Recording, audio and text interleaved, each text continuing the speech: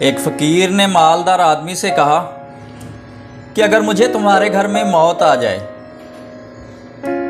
تو تم میرے ساتھ کیا سلوک کرو گے؟ تو مالدار آدمی نے جواب دیا، میں تمہارے کفن دفن کا انتظام کروں گا اور تمہیں دفنا دوں گا۔ یہ سن کر فقیر بولا کہ یار ابھی میں زندہ ہوں اور میرے بدن پر کپڑے نہیں ہیں، تم مجھے ابھی کپڑے دے دو اور مرنے کے بعد کفن نہ دینا اور مرنے کے بعد کفن نہ پہنانا۔ یہ ہم میں سے بہت سارے لوگوں کی داستان ہے